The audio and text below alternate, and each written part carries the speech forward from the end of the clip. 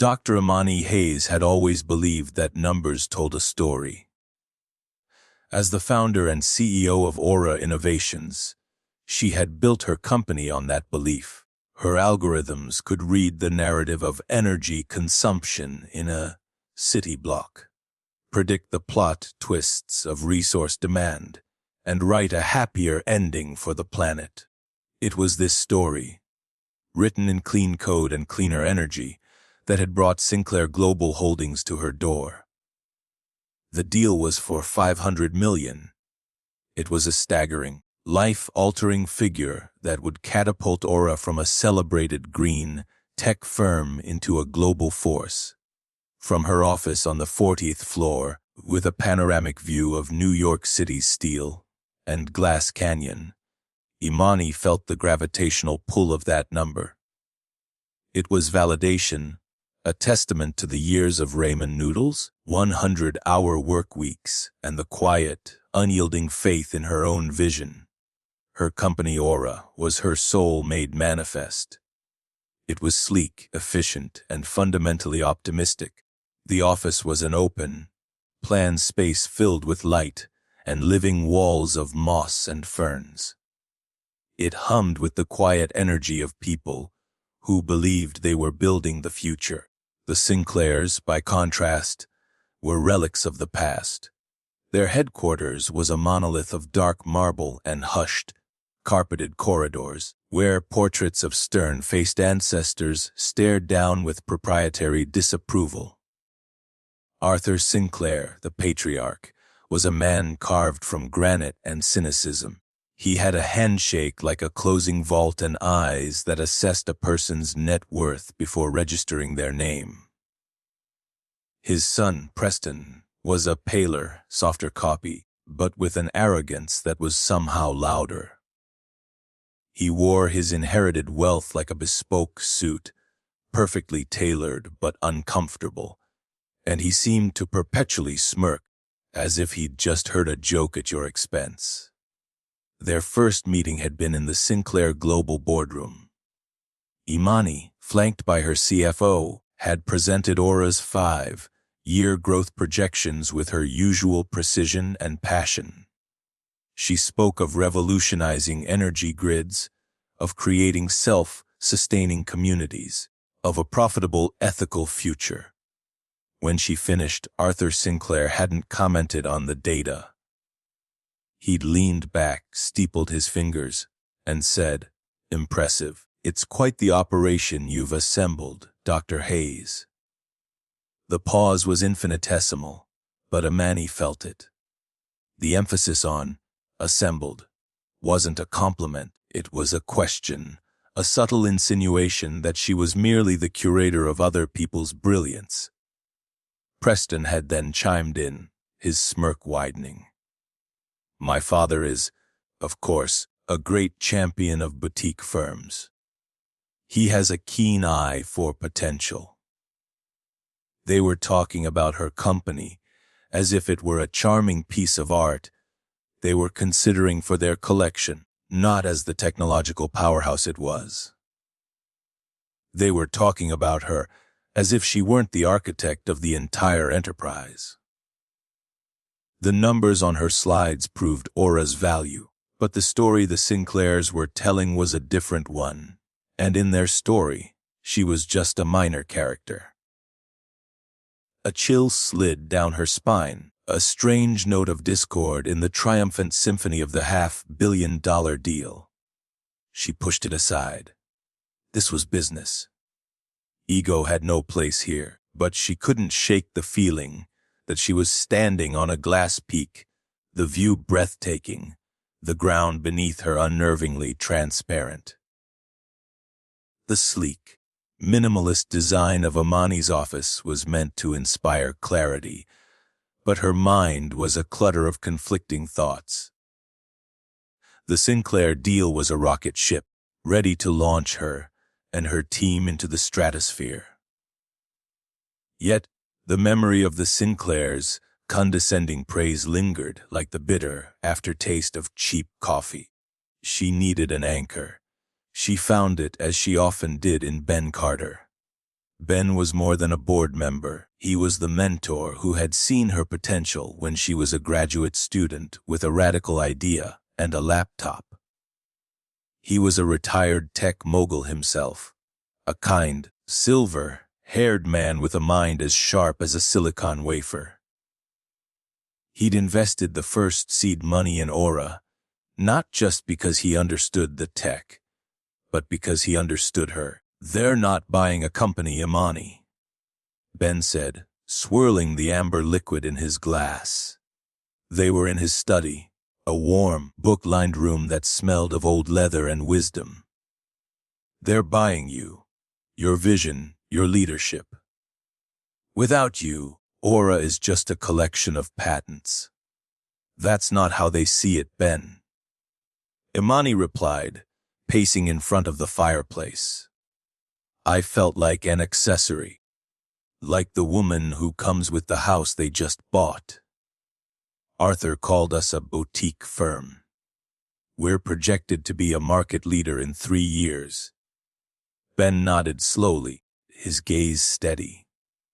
"Arthur Sinclair is old money. They don't see innovators, they see acquisitions. They don't respect things that are built, only things that are bought. He's testing you. He wants to see if you're as strong as your balance sheet." "And what if I'm not?" The question was quiet, a flicker of the imposter syndrome she had fought so hard to extinguish. "Don't be ridiculous," Ben said, his voice firm but gentle. "You've faced down venture capitalists who wanted to gut your R&D department, and competitors who tried to steal your code. You are the smartest person in any room you walk into, Imani. The problem is, men like Arthur Sinclair can't stand it when that person is a black woman." His words landed with the simple, unadorned weight of truth. It wasn't just business, it was bias. It was the systemic friction she had faced her entire life. The invisible headwind that meant she had to fly twice as well to go half as far. "This deal is the opportunity of a lifetime," Ben continued, setting his glass down. "It's everything you've worked for. It will give your technology the global platform it deserves. Don't let their attitude poison the prize. But be careful. Read every line of the contract. Trust your gut.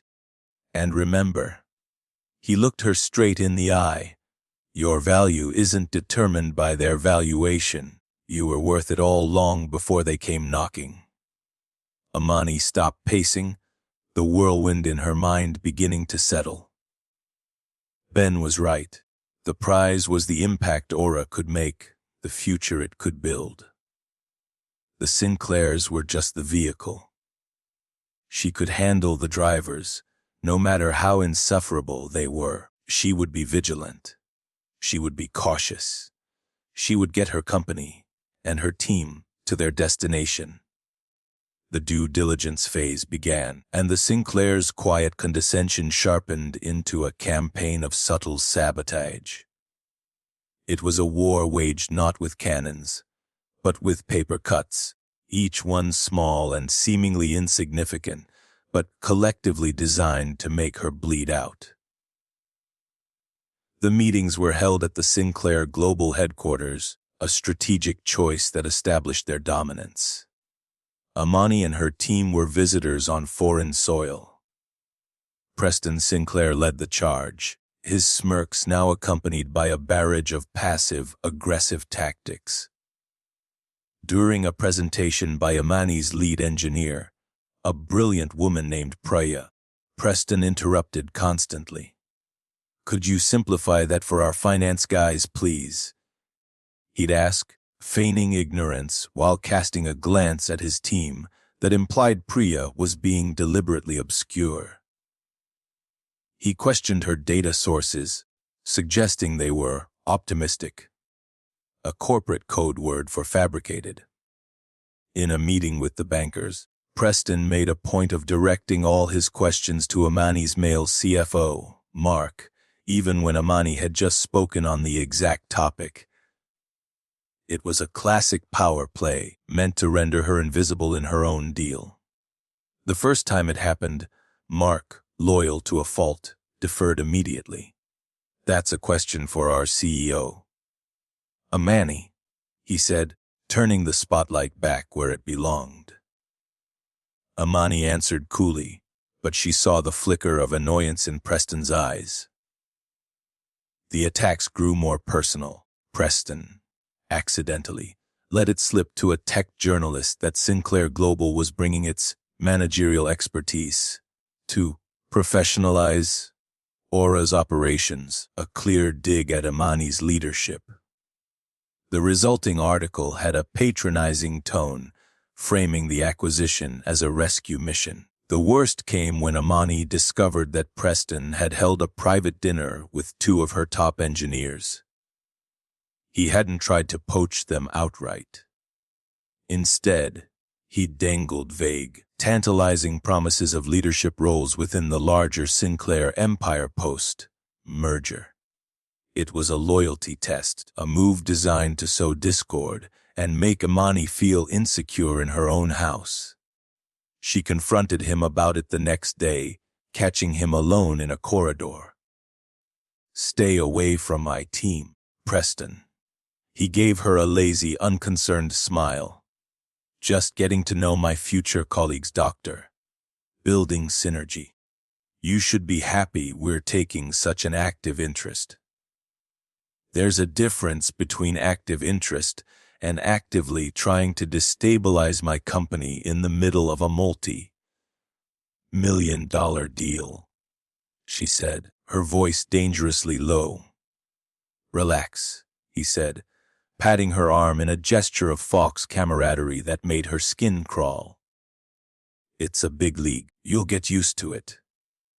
Each incident was a cut. Each one was deniable. If she complained, she'd be labeled as difficult or emotional. She was being slowly, methodically undermined, and it was all happening under the guise of standard business practice. The Sinclairs weren't just buying her company, they were trying to break its leader. And as the pressure mounted, Imani realized she couldn't just weather the storm. She had to find out why it was raging so fiercely. Doubt, once planted, had taken root in Imani's mind. The Sinclairs' behavior wasn't just arrogance. It felt desperate. Why go to such lengths to undermine her during a deal they supposedly wanted? It didn't add up. The numbers weren't telling the right story. That Friday night, long after Aura's offices had emptied, Imani decided to read a different story. Not the one in the merger documents, but the one hidden in plain sight. She sat at her desk, the city lights twinkling below, and opened the public database for corporate filings. Her target, Sinclair Global Holdings. This was her secret weapon, the skill that an MBA program could never teach. Imani could see music in mathematics, poetry in profit, and loss statements. To her, a financial ledger wasn't just a list of transactions, it was a character study. It revealed habits, secrets, and fears. For hours, she swam through a sea of data, quarterly reports, shareholder letters, footnotes buried deep in annexes. At first, everything looked perfect. Too perfect. Sinclair Global's profits were remarkably consistent, improbably smooth. The company seemed immune to the market volatility that affected everyone else. It was around 2 a.m., fueled by cold brew and a growing sense of dread, that she found it. It was a ghost in the ledger, a subtle anomaly in their reported asset values. The company had a subsidiary, a real estate holding firm named North Star Properties. On the surface, North Star was immensely profitable, its value ballooning year after year.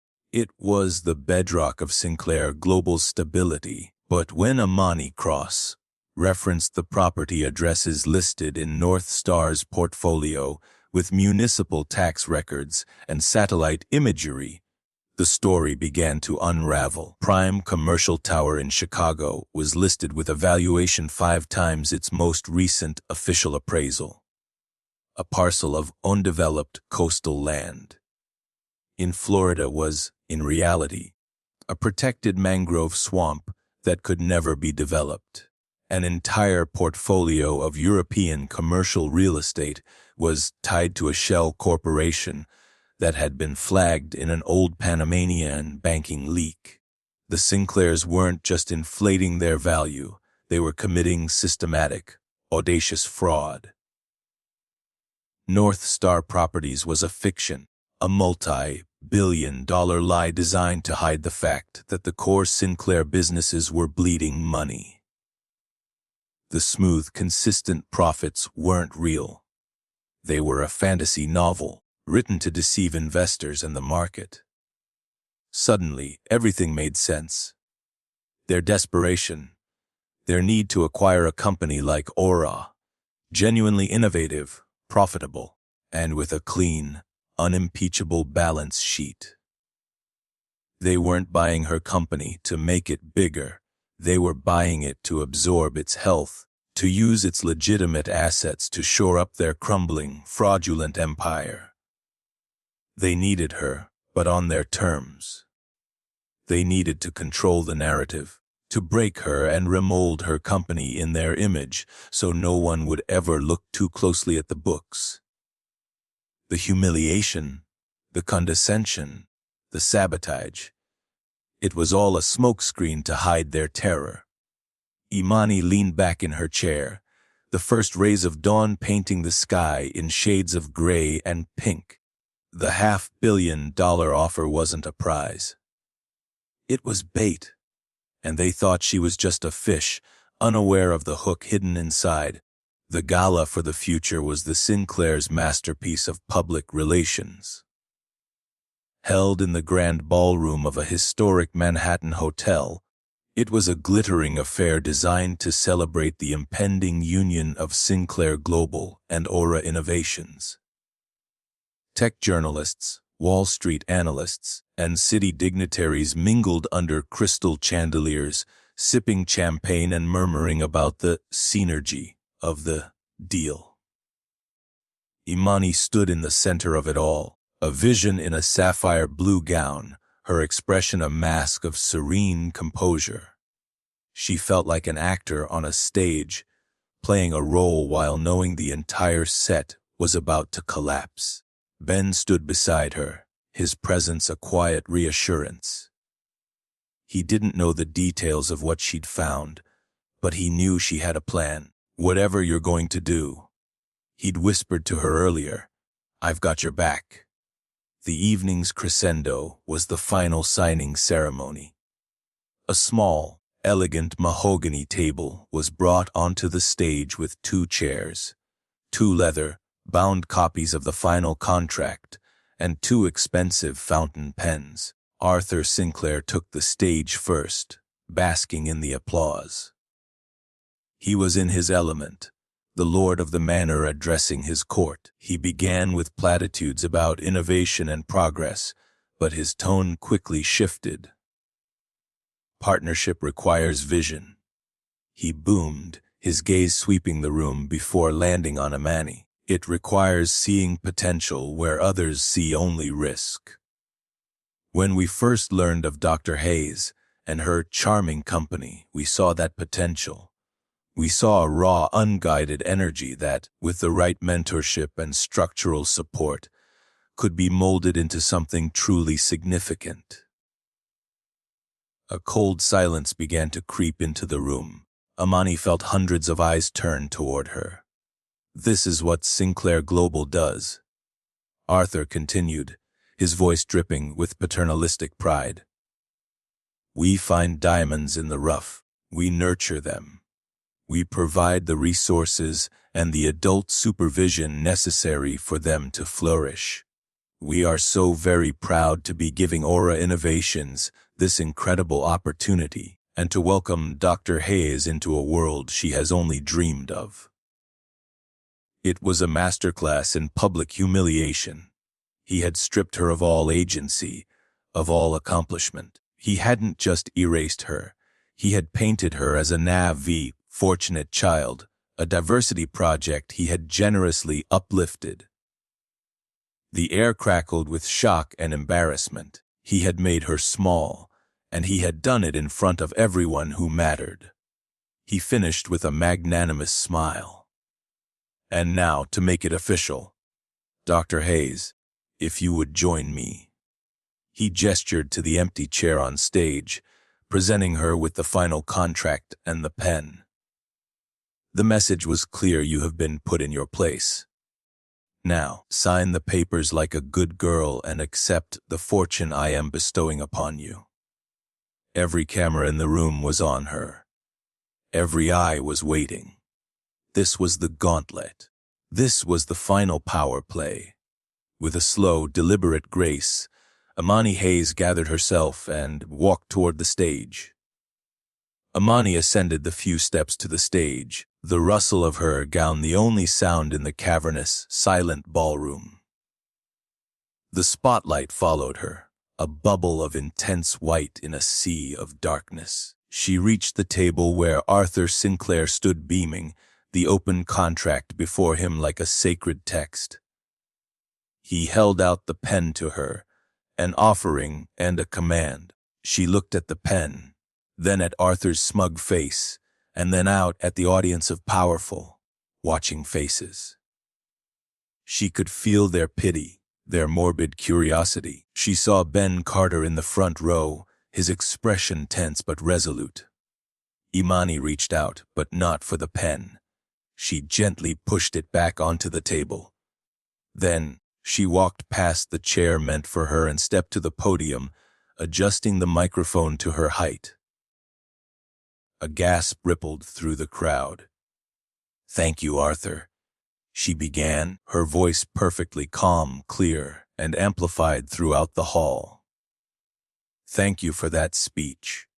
It was more clarifying than months of negotiations." Arthur's smile faltered, flicker of confusion in his eyes.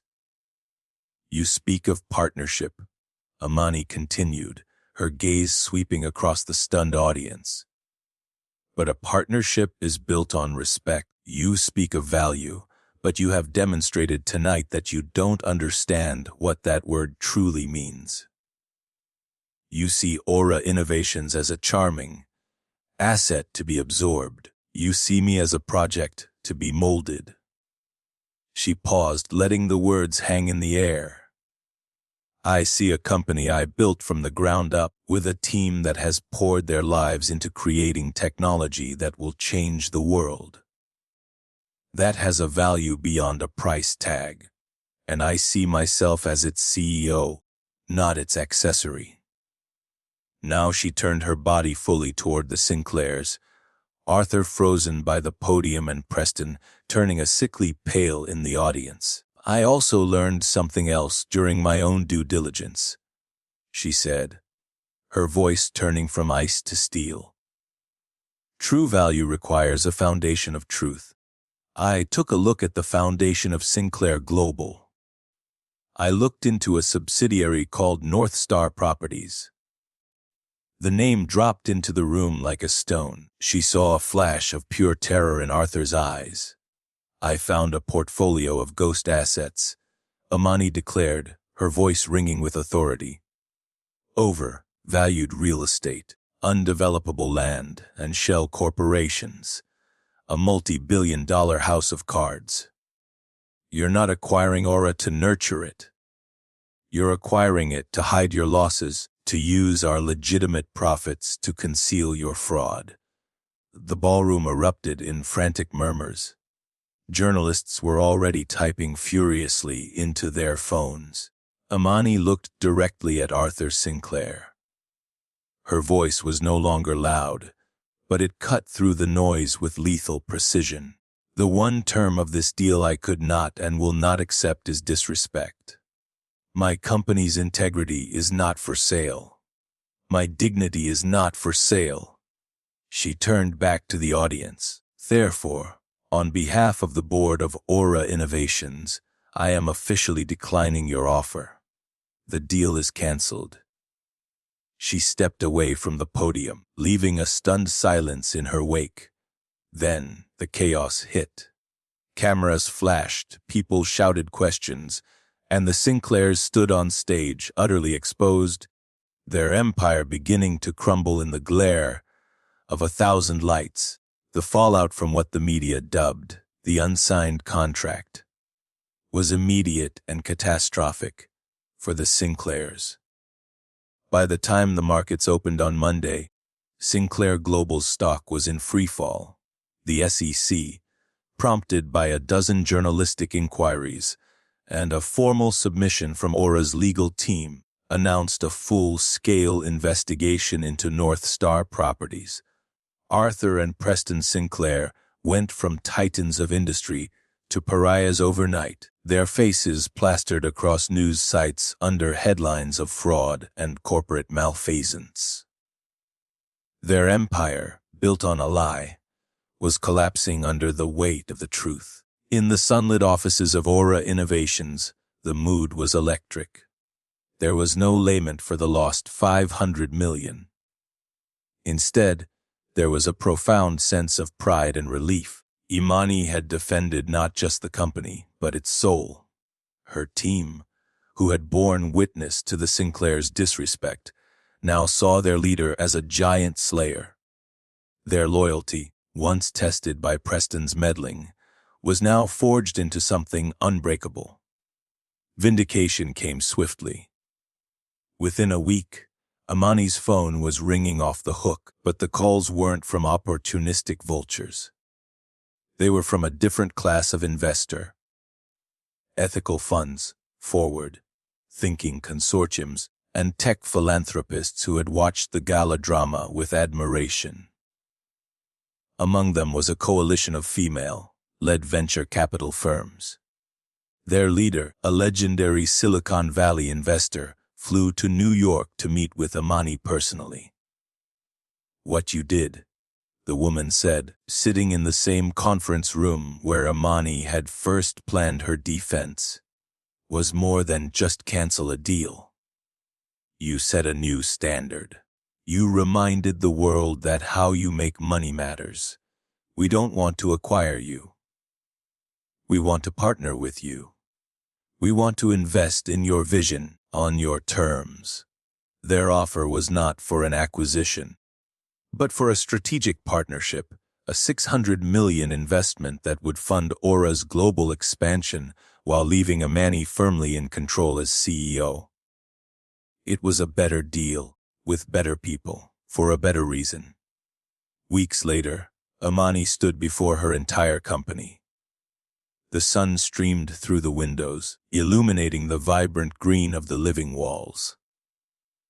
"A few weeks ago," she began, her voice filled with quiet strength, "we were faced with a choice between a massive payday and our principles.